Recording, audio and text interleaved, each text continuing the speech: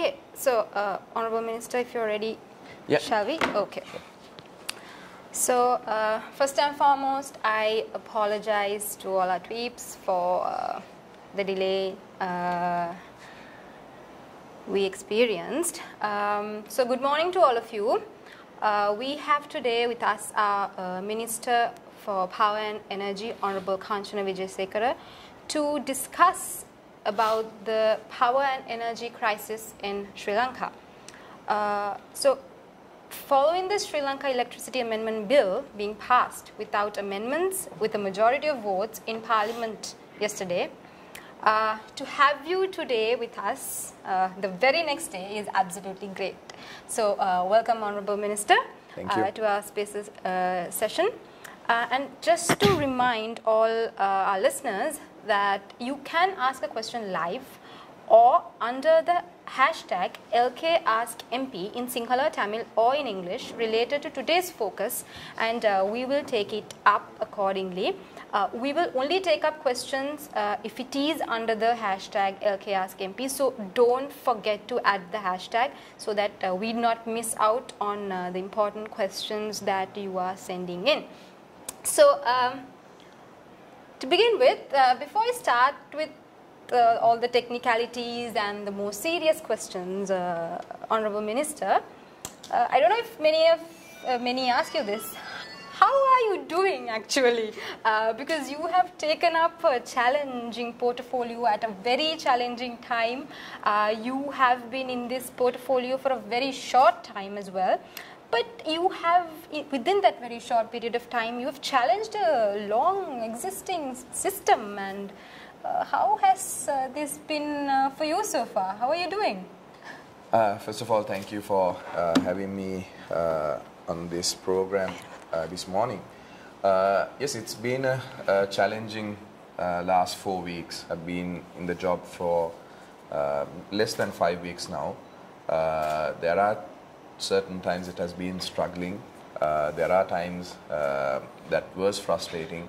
But of course the challenges also makes it something to drive forward as well. So there are a lot of stakeholders who have been very supportive as well. Not just the negative stakeholders, but of course there have been very positive feedback, positive responses. And a lot of people out there that actually genuinely want to help come out of this crisis, not just the power crisis, the energy crisis. I think if we sort out these two issues, we can come out of the economic crisis as well. So yeah, it has been challenging. At times it has been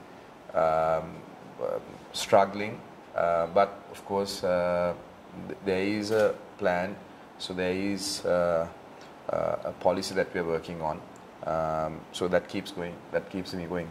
Right. Honourable Minister, like I said, so you're with us right after the amendment bill which was passed in Parliament, and might I reiterate that it was passed without amendments and with a majority of votes.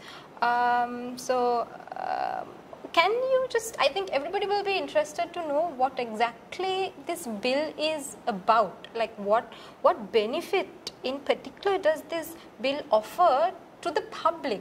So what is this bill about? If you can give a small brief background. I think most of the members who spoke in Parliament yesterday did not understand what this bill was about. Most of them thought that this bill was something that we are going to introduce into Parliament and to make way for power and energy sector developments without going through the proper channels or proper procedures. But that is not the case. One question someone would ask is that we've had this bill passed in Parliament in 2013. If I remember correctly, it was August 6th that this same bill was passed in Parliament. Since 2013 August, most of the renewable energy developers or even individuals have faced so many difficulties. And people, when I took this office, the first thing that they communicated to me was that the long processes of obtaining in licenses, getting off investments, connecting to the grid, These were the common questions that were asked, and also why we are not keen on utilizing our natural resources. Why do we spend so much money on petroleum products? Why do we spend so much money on coal power when we could utilize the solar, wind power resources that we naturally have in this country? So one of the main things we introduced this amendment was to take off one of the legal barriers that was there since 2013. 2013, when this bill was enacted, it gave a way for 4 types of projects to be excluded from this amendment. One was the already existing projects at that time. As I remember, it was Norachole and one other power plant that was being constructed, developed. The second one was government-to-government projects. Whenever a government brings in a private company or a government investment to allow those investments. The third was SCA approved projects. So SCA is a Sustainable Energy Authority. They have their own act. They have their own process. So whatever projects that come through the approval process of SCA to be given a priority. And also during a crisis. It could be an economic crisis, it could be another sort of a crisis. I think when this was enacted, it was mainly focusing on certain things like tsunami or a different kind of crisis. But unfortunately, when this act was enacted, 2017, the Attorney General's view was that when it was read together, there was one word that was missing from the original amendment that did not allow any other new projects since 2013 to go to be given the approval by CEB unless CEB goes into a tender process. Right. So we just basically took the amendment to Parliament just to clear that legal barrier which was indicated by the Attorney General since 2017. Since 2017, none of the projects that CEB has tendered has got the approval for renewable energy. Okay. But what people misunderstand, and most of our MPs misunderstand, is that CEB does not tender a location.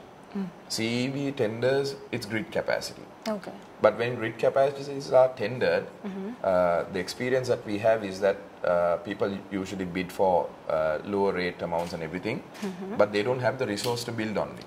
Okay. They don't have the resource to develop on it. So they get the grid capacity, they hold on to the grid capacity, and they go looking for the resource. Okay. The resource is with the SCA. Sustainable Energy Authority has the authority in Sri Lanka for renewable energy. So they have mapped the areas for renewable energy. So they go through the tendering process. Right. They go through the EY process. They go through an evaluation process. Okay. But unfortunately, everything SCA has done in the last few years, even through EOIs, even through tendering, even through their legal, the formalities, once they give the provisional approvals, once the provisional approval is given only if they have the land secured, if they have the basic necessary needs sufficient. So when that provisional approval is given, the second step is to do a first step is to do a feasibility study, then get the provisional approval. After a year, they are given a 1-year period as a provisional approval to get the necessary other approvals. So then they are issued the energy permit. Okay. So once the energy permit is issued by SEA, CEB comes into play. Okay. That's where CEB has to go into a purchasing agreement on what rates that they should be purchasing the power for the approved projects by SCA. Okay. But unfortunately, with that legal barrier that we've had since 2017, since 2013, but since pointed out in 2017 by the Aegis Department, none of the projects have gone through since it was not tendered by CEB, but it was tendered by SCA or given approval by SCA. So it was a battle between two institutes. Okay. So we just made a legal obstacle, remove a legal obstacle that was there. Of course, if CEB has any land identified, if CEB identifies a certain area and says this is our land, this is a renewable source, they can of course go to the tendering process. They can still do that. They can call in EOIs, but unfortunately for the last 3 years, I'd say not last 3 years, since 2017, there were some EOIs that were called by SCA, but mostly have gone through a few years in this process with investment, with technology and everything, but they could not enter into power purchasing agreements with the CEB because of this legal barrier. So CEB still is the legal authority who negotiates power purchasing, and of course they are the ones who determine what the rates that they should be purchasing power.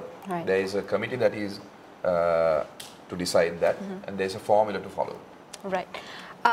So I think it's actually good that we actually you explained what this bill was about. I think like you said, many whether it be MPs or officials or the public, I mean, they were actually, they might, I mean, a majority might have been unaware as to what this bill is actually about.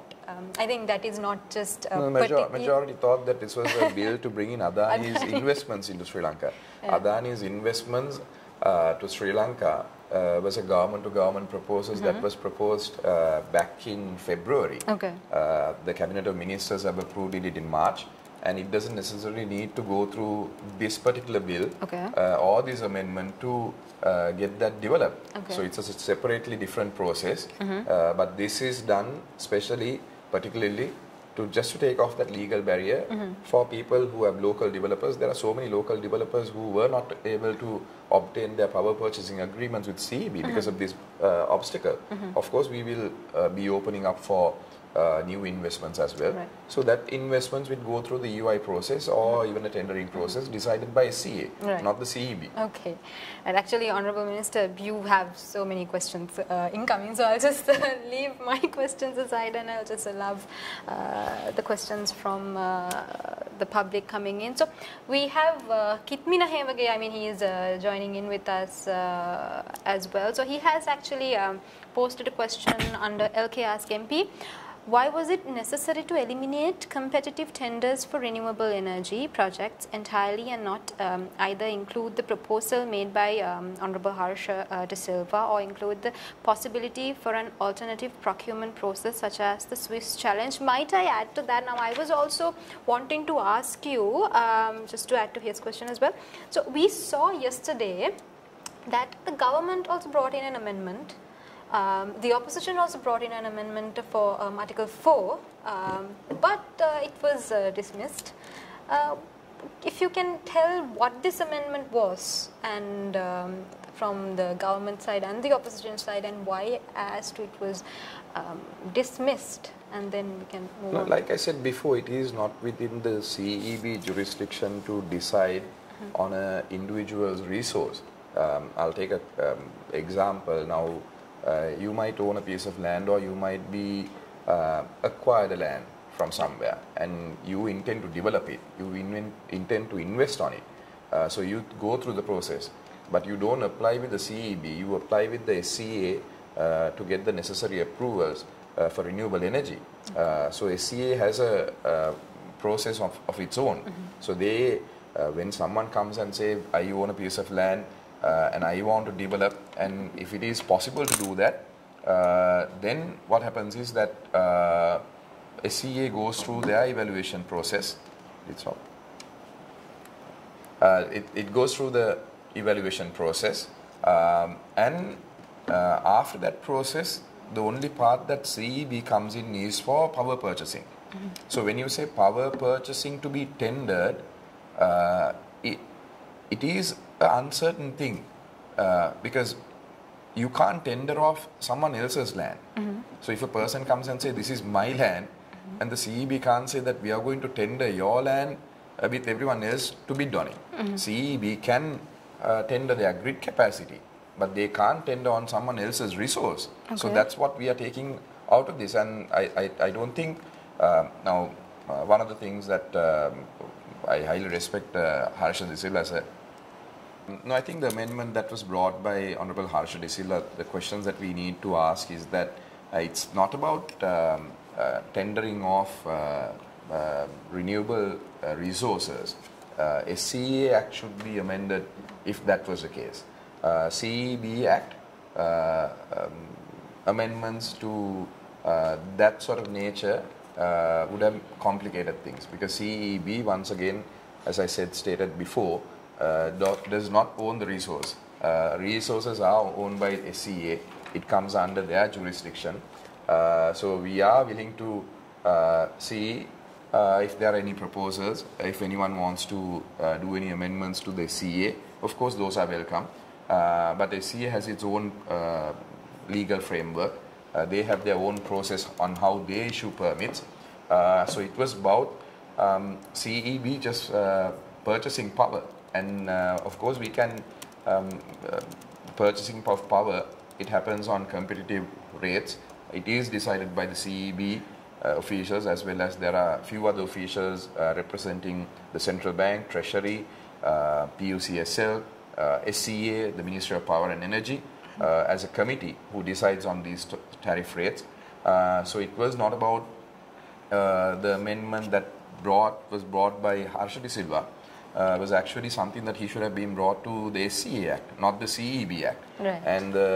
And the amendment that we put forward was that we will inform Parliament if there are mega projects, over 100 megawatt of renewable energy, or any other power plants of more than 100 megawatts, we will inform Parliament 30 days before of those sort of projects that are coming into Sri Lanka. So the opposition did not want to take that amendment, so we withdrew that amendment. They submitted their own amendment, which was not aligned with the CEB Act. So we had to oppose that. Otherwise, we would have gone into other complications. The only question that I have to ask is, if the process was already there from 2009 onwards, why were all these renewable energy projects delayed and purposely not given any power purchasing agreements? So that was a question that I had. If that Act already had those powers, and if there is a transparent mechanism, why was it not utilized to develop the renewable energy sector in Sri Lanka? Right. So actually, since now this amendment bill that you brought in is after 9 years. Is it? Yeah, the last time it was brought was in 2013. So 2013 in Parliament, what I was told when I took office, this was already prepared to be taken to Cabinet. But what I was told was it was being prepared since 2013. There was one word that went missing. But the Aegis department conveyed that Aegis opinion. When the Attorney General gives his opinion, you can't go against that. So you have to read in line with how the Attorney General interprets it. So from 2013 to 17, they interpreted differently. But 2017, when the Attorney General's department said, no, you cannot put both paragraphs together to continue, but you need to put an amendment into it. Since 2017 up until now, this has been discussed. Not just by me, previous ministers who were in this position, previous ministers in the previous government, Ranjit Siyamalapitiya, Ravi Karunanayaka, and even John Seniviratne, many of them, and even the ministers before me in this government, Honorable Dala Salahaperuma, Mahinda Amaravira, State Minister Duminda Disanayaka, Gamini Lokuge, Pavitra Vanyarachi, they all went through this process. So when I took over on the 18th of April, on the 19th of April, the first thing that was given to me by the Secretary, then Secretary, Mrs. Vasanta Pereira, was this amendment. So the first question I asked was whether this was in line with the Aegis department, whether legally everything had been checked, stakeholders spoken to. Yes, everything was, they responded everything was in order. And we went through the process. I introduced it to Parliament, got the approval of the Parliament, got the approval of the Cabinet of Ministers at the Cabinet. Then we had to gazette it. Gazette notification was tabled in Parliament, and anyone could have challenged it in court if it is not in line or if any amendments were needed in court as well. But no one challenged it the 7 days that was in court. And we had this 3 weeks before in Parliament, and last 2 weeks was a unusual sitting for Parliament as well. We had a 2-week gap. So we brought in the 3rd week of after this was tabled in Parliament, and stakeholders given an opportunity to discuss. But unfortunately, I don't think many of them understood this amendment. Right. So from Johan Dias, we have a question for you under LK Ask MP. He's asking, the 25% tri-yearly salary increase granted to the CEBU by their collective agreement is not acceptable to the general public by any standards. Do you plan to renegotiate this to a performance basis? Of course, that has to be done. I don't... some of the things that were discussed recently is the levels of salaries on engineers. I do believe they should be paid well. I don't think they should be underpaid. But with the system that we have in place in Sri Lanka, what we have is we have many more people working the same job that can be done by one person. So we have 26,000 people working at the electricity board, whereas maybe if it was a private entity or even another country, it would probably be about 5,000 people working the same job. So I do believe that they should be paid well, but 25% increment every 3 years, not based on performance. And when there is no generation plan that was developed since 2013, nothing was added to the main grid since 2013, those are questions to be answered. So the entire burden comes on the treasury, on the public, on the taxpayers. So that was something that I will be looking at. Not just CEB, there are other institutes also that has the collective agreement who has 25% salary increment. I was also very surprised to see so many people. And also I was surprised to hear for more than 10 years the CEB, I know I'm going to get attacked by the CEB engineers for saying this, but unfortunately the CEB engineers also enjoyed the payee tax being paid by the CEB itself. So when it's a payee tax, it should be deducted from your own salaries. For 10 years, CEB engineers had enjoyed that benefit as well. I don't know, there are officials who are working very hard. There are hard-working officials, engineers, who we need to continue with. But of course, we need to look at the financial situation of this country and where we have gone wrong. And if we are not focusing on reducing the generation cost, increasing our grid power capacities, I don't think these 25% increments should be continued. But I don't know whether I could take them all at once. But of course, something that we should look at, how on a performance basis we should work on something, but that is a whole different process. So the trade unions are very strong, and that's why most of the ministers who have been in this situation before have not been able to implement certain things.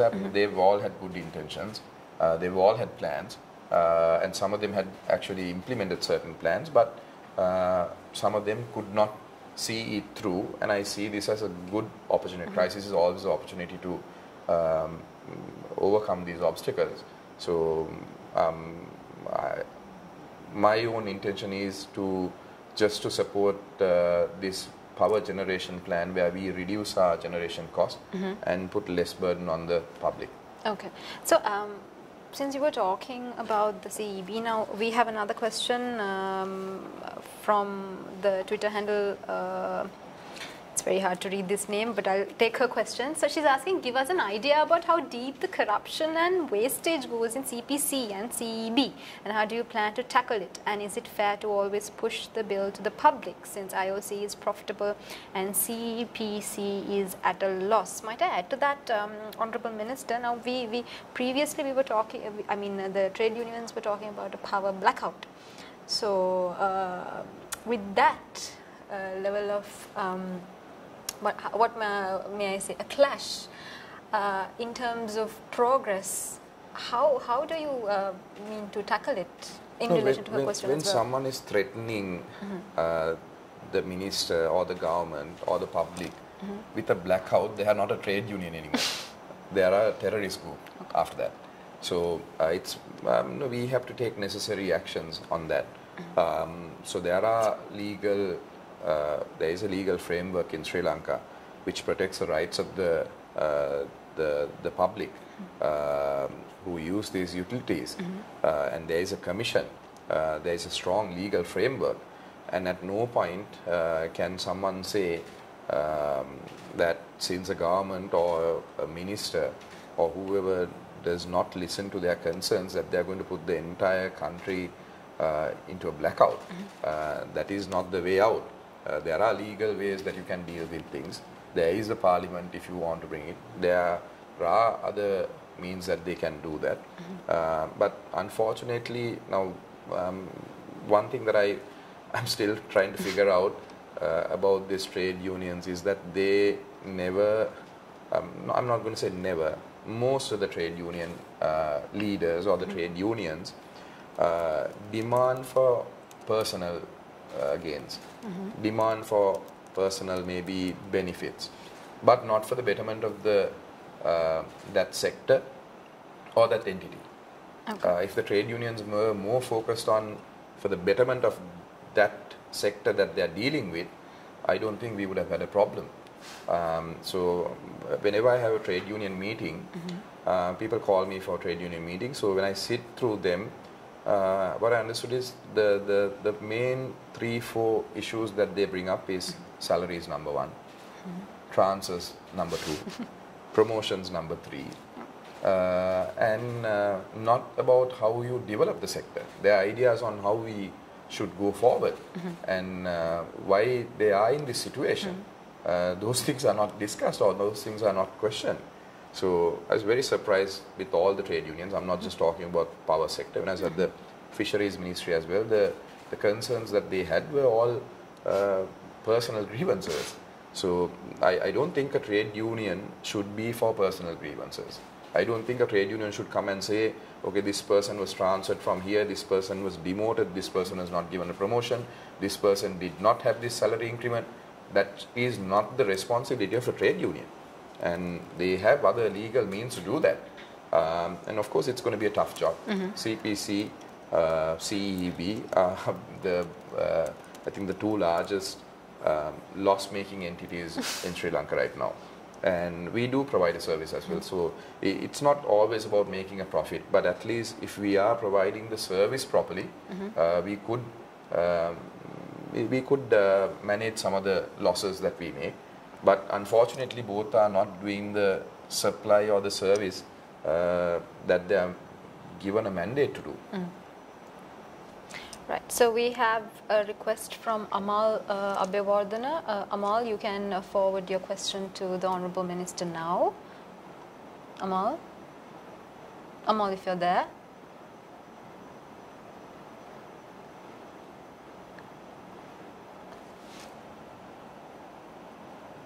Okay. Okay.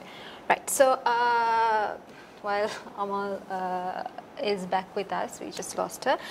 We have a question from Niresh Eliathambi, also a journalist. He's asking, would the Honourable Minister restart the daily updates of fuel stocks? This is valuable information for business to plan their activities around. If the diesel stocks reduces, then goods transports can act accordingly without suddenly facing a crisis. No, I could do that every day, but I saw most of the comments on the tweets that I did publish on stocks and everything. People did not want me to publish those things. So if the public needs to know those details, of course I can publish them. But of course we've been working on this platform so that people can just log in or just go in to see what details are available. So we have been working with ICTA, and it is already an application that is being used right now, but we did not make it public because there are certain technical issues that they need to attend to first to see how it is being run. So right now there is also a number, SMS number. If I remember correctly, it was 1919.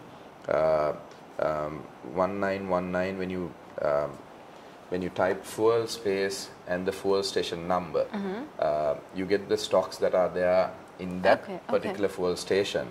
That's available right now. But the problem with that was they have used the numbers that were designated by the CPC. So CPC numbers are a 6-digit number. So I have asked them to simplify that. So accordingly to the districts. So it could be maybe like 3 letters, maybe CMB 1, 2, 3 for a particular fuel station. So they are doing the adjustments for that, but it has been running for the last 10 days or so. We've been doing testing work on it. There is also another platform, a app, a web page that we are doing some updates, but the difficulty in updating with the fuel stocks at stations is that the stations also have to take a responsibility in updating their own stocks. So unless they update it, we can't give the accurate figures. But of course, CPSTL stocks within our terminals, within our depots, those are automatically updated. So every morning I get an update at 8:30 in the morning on the stocks of availability and also how many days it will last for, depending on the average of distribution, how we have done. So that's how we manage on day-to-day distribution. But to be honest, this is not something a minister should be doing. It's completely something the officials should be doing. And there's a 2,000 strong workforce also that is assigned to do this. So just to pause the Honourable Minister, are you saying that the officials are, not efficient enough, that you have to take up their job? Is that what you're saying then? Not just me, unfortunately. I think in this ministry, unfortunately, the only thing I haven't done is drive a transport fuel truck. Everything else I've done in this ministry. I see that with a lot of other ministries as well. Our system is set up in a way the public also expects the minister to attend to everything. The minister to do the transfers, minister to attend to their questions. But there are assigned officials in each department to carry out their responsibilities. Now if you look at CPC, it's not the responsibility of the minister to do the procurement process, acquire fuel, make the supply chain work, how the distribution is done. It's not the responsibility of the minister. The minister's responsibility is to guide them, do the policy work for them, and maybe if they are short of finances, get that from the treasury, get whatever approvals needed from the cabinet of ministers, act amendments. Those are the responsibilities of the minister. But unfortunately, now there is a commercial department for CPC, there is a finance department, there is a marketing department. So the first thing that I saw was those departments don't coordinate with each other. Whenever a proposal comes, someone says, okay, that's with the other department. And when I ask for them for certain details, they will say, okay, that's not with us, it's with the IT department. So it's a difficult process, but we have given them a guideline on how to implement their work. So based on that guideline, now they are falling into place. But I actually hope there is more energy, there is more efficiency with everyone who's working. There are certain people who actually work tirelessly as well, who give maybe 100%, they come to work every day, but when it's a government institute, when your job is secured, when that security is there, and when the trade unions are very powerful, not much you can do to say otherwise. So yes, it is a very difficult job at this moment, and it should not be, a minister should not be, or a president should not be involved in purchasing fuel from ship to ship. It should be a long process, long-term agreements. If we had gone into long-term agreements maybe a year ago, 2 years ago, when we did not have these credit issues and banking issues and economic issues, we would have been able to secure some of the supplies. Now the difficulty that we have is we can't open up LCs, we can't go into a bank, we don't have the cash to pay advance payments, we don't have the money to pay for suppliers who have supplied before. The cash flow is very low. That's why we did the fuel pricing formula to bring it at least to a manageable amount. So yeah, it's a very difficult situation, And first thing, my question to them was when I went to CPSTL. CPSTL is the part where they distribute the fuel. So there is CPC who procures fuel, brings in the stocks, CPSTL who delivers it. So both these institutes combined has about 2,500 working with them. And the only thing that we don't do, CPC right now, we import fuel, we stock them, we distribute them, and we actually distribute right to the fuel station owner. The only thing that we don't do is pump the fuel. Okay. Pumping fuel is done by the fuel station owners. Everything else we do it for them. Okay. So the first question that I had for them was that if you do have the stocks, why is it so difficult to distribute it?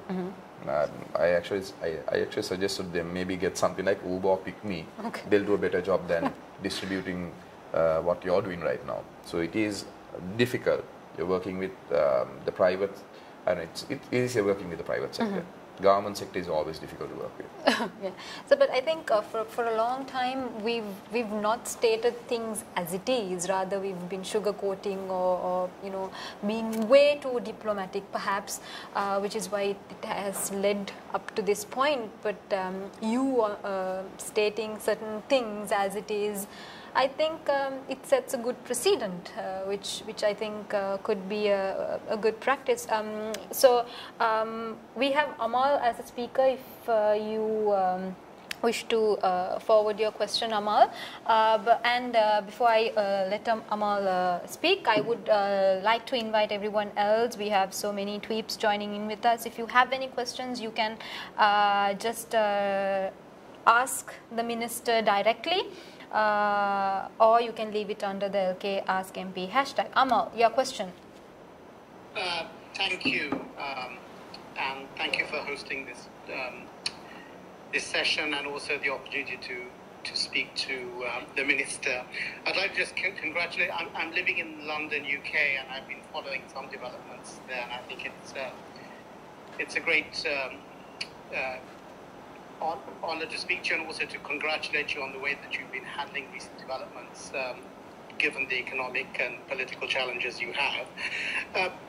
I'm just wondering how ambitious Sri Lanka's renewable energy targets are. I know you've made various commitments regarding climate change targets, but with regards to energy, would you say Sri Lanka is, I believe that Sri Lanka does have enormous renewable energy prospects in terms of wind and solar and hydro, obviously. Some of those have been used.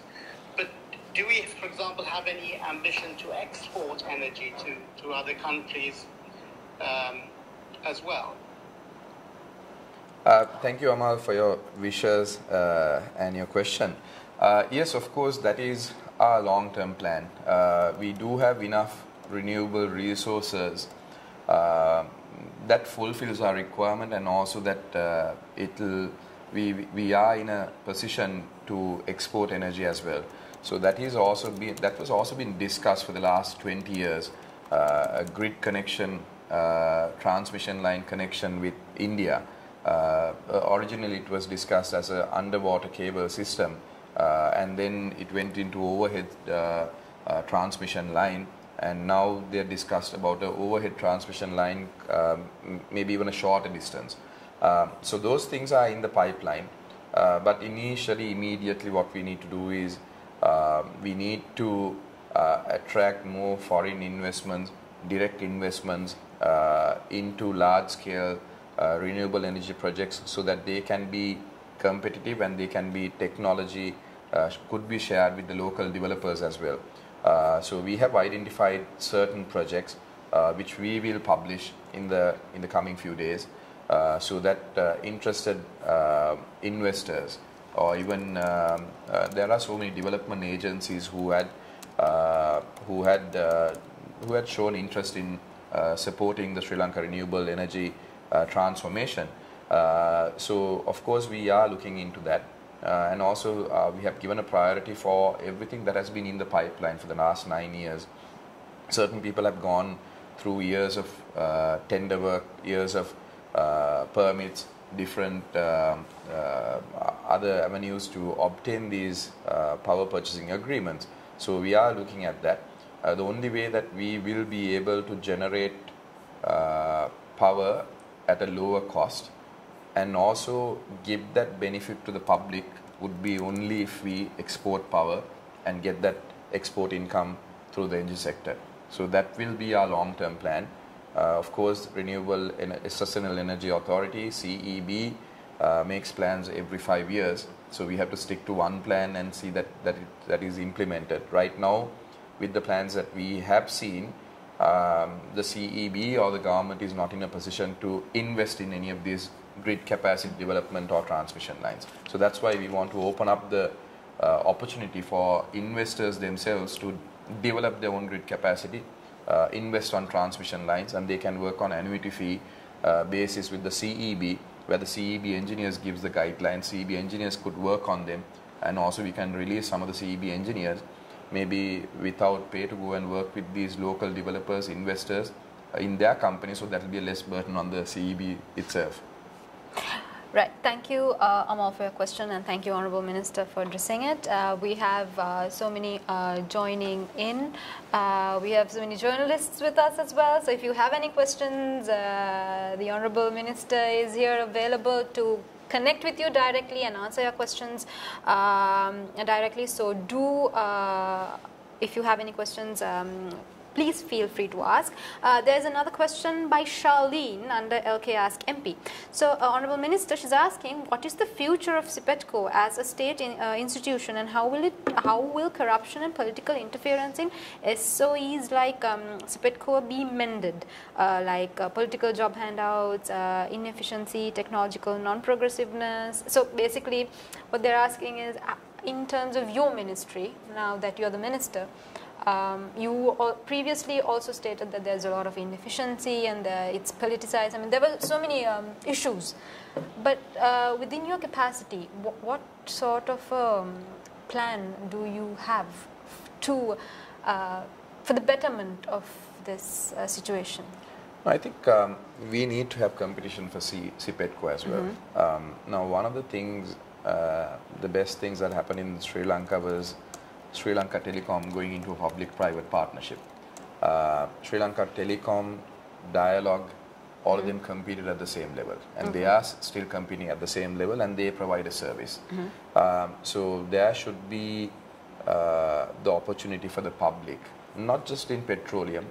My personal view is that even in the power sector, the people should have the choice to select their supplier, select their utility supplier, select where they can go and get the best service.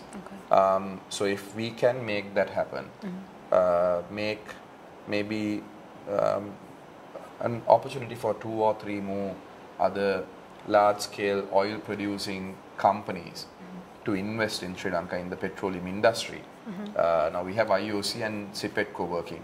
Maybe 2 or 3 other big names can come into Sri Lanka, but of course it has to be someone producing oil, because the problem that we have is, even if we have any fuel stations, obtaining fuel with the dollar availability at the central bank is going to be a difficulty. So in that mindset, we have to look at how we give extra competition for SLPetco, and also downsize most of the employees who are there. Maybe give them a, the problem is giving them a VRS is that most of the best employees walk out.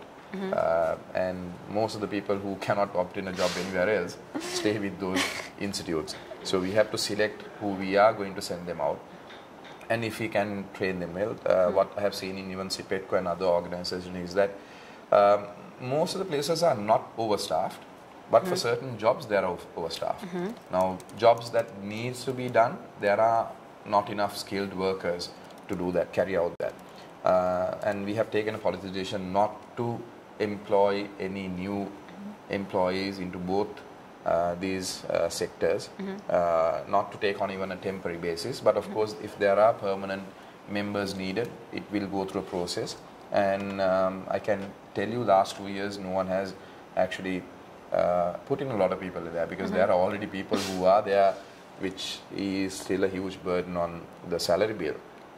So yes, we are looking at some revisions that we need to do, some sort of new ways to manage this, but it's not going to happen all at once. Okay. The public support also should be there. So the members also should be supporting rather than thinking about political differences if we are to do these necessary changes in these institutes. Right. Thank you, Honorable Minister. So we have so many questions coming in, but I must apologize and let you know that if your question is not under the hashtag LKAskMP, we may not be able to take up that question. So if you are wanting to pose a question, please ensure that it's under the hashtag LKAskMP. And also we are running short of time, so you can send in your requests to ask the Honorable Minister directly. So we have a speaker. Okay, I'm finding it hard to read your name. AZJ. Okay, he is back on to listen. So Tarush, you can ask your question. Tarush, you have to unmute, Tarush. You can. Sure. Okay. Hi, thank you very much. Thank you Okay. very much for letting me ask a question from the Honorable Minister himself. So, Minister, my question is actually two-part. First of all, I need to commend you, like most of the general public, for actually trying to liberalize the energy production sector. But the main issue or the main allegation that you guys get is that the first issue is what was the drawback in the current system, and secondly, why was competitive bidding system or the competitive tender system was withered away, and why do you think that we cannot or rather elongate our renewable energy sector with the current with a competitive tender system? How would you respond to that, Minister? If you can clarify these particular systems to the general public. I'll start with the second question. I think I explained that we did not eliminate the competitive biddingness on with this particular act. The CEB still is in a position to tender or go into competitive bidding when they are negotiating their grid space or grid capacity or anything that the CEB chooses to do. We just eliminated one of the legal obstacles that we had for existing permit holders who had gone through the process, who had gone through tender process as well, that who had not got the power purchasing agreements. And also, your first question was, sorry, your first question was? I think Tarush, we just lost him, but it's okay. You just can. Yeah, I think so. And the other the issue that we've had with these sectors is that there have been a lot of people who had gone through this same tender procedure. Now we took a policy decision this morning. Whoever goes to the tender procedure and whoever comes back and says after 2 or 3 years, rather than developing after he gets a tender clearance, that he wants to transfer it for another third party or to revise the rates, we are not going to allow to do that. What we have seen in the tender process recently is there are people who bid the lowest amounts, but they don't have the technical capability or the financial capability, or they don't have the resource to develop on. So we'll have to go through a evaluation process before we allow them to bid on the tenders.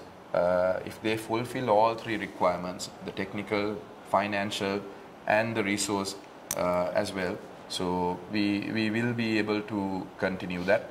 But of course we will make this a more transparent way. We will map out everything that is available in Sri Lanka for investors, local developers. We are not going to close the door on local developers, and also on the competitive prices. A developer, even if we give a permit to a certain developer, it does not mean that we have to agree on their rates that they have proposed. Now I saw that certain people have questions on whether Adani was agreed 7 cents per unit, 7 cents dollars per unit. That was just a feasibility study that was done by Adani.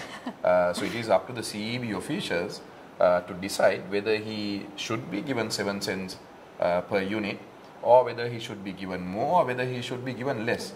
So there is a formula to be followed based on the investment that he brings in, based on the energy source that he's going to produce power, based on what sort of generation cost it's going to be. So of course no investor is going to come to Sri Lanka, or even a local investor that will not cover its cost and maybe a little bit of profit. But once again, it is not decided by the investor or the supplier. It is decided by the CEB. We have not taken that right from the CEB. Right. And it is not decided by any government or any politician. There is a committee to do that, and there is a base price, there is a formula, and they can follow both those procedures. Right. So, Honourable Minister Namini Vijayadasa, a journalist, has forwarded a question to you under LK Ask MP. Minister, what is the status of discussions with Russia to purchase fuel? How much quantity and value have we purchased from Russia already? When did these purchases start? No, we have communicated with all oil producing countries. We have made requests whether they could support us. When I met the ambassador to Russian ambassador here in Sri Lanka, what he communicated to me was that the Russian government does not get involved in the oil business. There are companies who do the oil business, but they are not government affiliated. There are private companies known to the government. So he gave a list of names which we can work with. He actually gave 6 companies, if I remember correctly. And then he told us to request them directly whether they could supply. And what he said was that now in Sri Lanka what we have is a tender system. Now the drawback on the tender system is also comes into play in CPC. Okay. So CPC tenders for fuel suppliers. Unfortunately, not many bid on the tenders. And what the Russian ambassador communicated was that none of the Russian companies will bid on any tenders. Right. That's not how the Russian companies work. Okay. If you want to go into agreement with them, you directly speak to them. So CPC has already done that. CPC has sent in a request letter. 2 of the companies have written back to us saying that they have received our requirements and they will get back to us. But if someone is to say that they could supply something at a rate that is acceptable to us, then we can further negotiate. But of course, then it will not be a tender process. As a Russian ambassador, we have to go into long-term contracts with the said suppliers. So then we'll have to take it to cabinet, get the approval of the cabinet of ministers to continue with that. But until now, there are no Russian companies who had given us any supplies. The last shipment of crude oil was not from a Russian company. It was actually not an unsolicited proposal. It was a tender. It was bid by one of the Dubai-based companies. If I remember correctly, Coral Energy. They were the only bidders on the crude oil. So there was no option for us but to pick that, and we base our prices on the Singapore Platts. Okay. So there is a base price to decide on those things. Okay.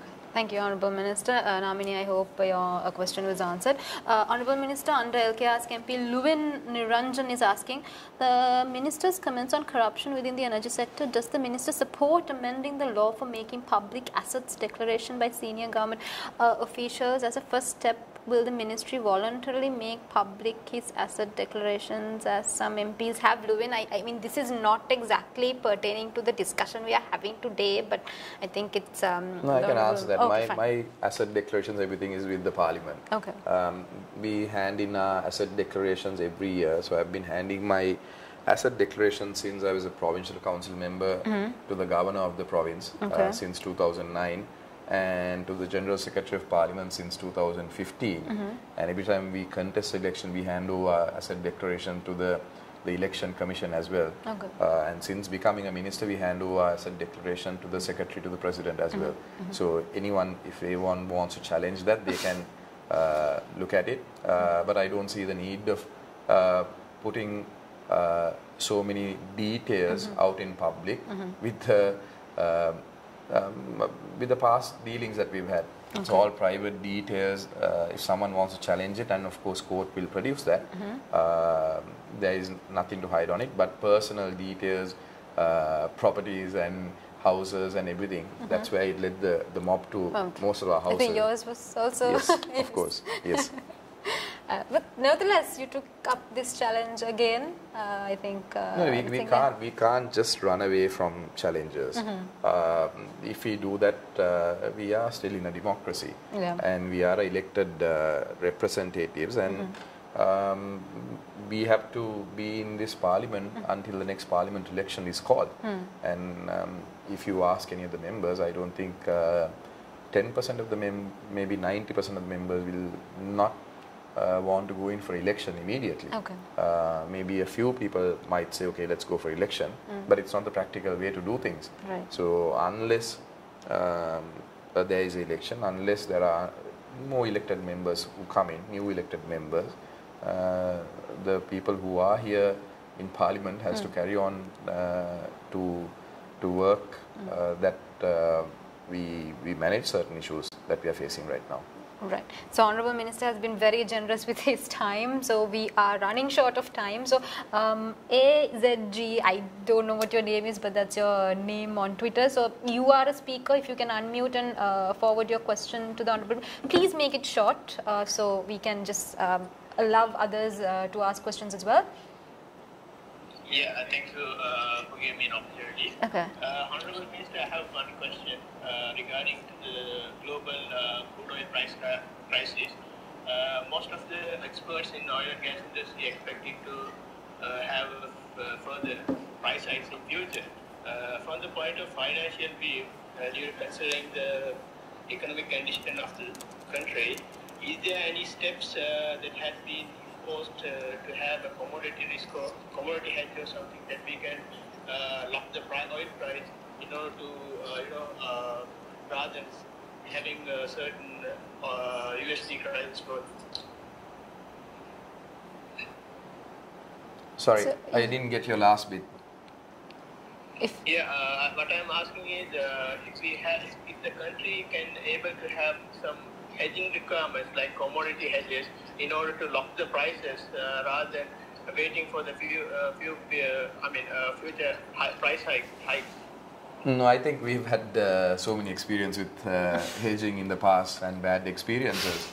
Of course, if that was the case, we should have done that 2 years ago when the oil prices were much lower, not when it's at the highest price right now. So that is out of the question. But we are working with certain suppliers to see that more crude oil is being utilized to operate our refinery. So that way we can reduce some of the costs attributed. And I know the prices are going up daily. That's why we have introduced the fuel price formula. And people keep messaging me and asking me every Monday because there are so many false messages going around. The fuel prices are going to increase every day. But we do have this formula in place that we will decide maybe a day on a particular month, where the prices will be adjusted. But right now, the issue that we are facing is getting suppliers who can provide in the long term as well. We are only dealing with short-term suppliers right now because of the forex issues that we are facing, and the banking ratings also have come into play as well. I'm actually visiting the Middle East in the next few days. There are companies who have shown interest in supplying us some of the petroleum products at fixed rates. So if we can do that, we will get that. But whatever benefit that comes going into long-term contracts will be pursued. Right. So, Honourable Minister, I'm sorry for bombarding with so many questions. I'm trying to take as many as questions possible. So, Kulanti Silva is asking, how soon will Sri Lanka have enough secure dispatchable power to help support grid stability, and what is your target ratio of dispatchable, non-dispatchable energy source? Right now, we do have enough energy right now to go into uninterrupted power supply. The only problem that we do have is that we don't have the money to purchase the fuel necessary to run our power plants.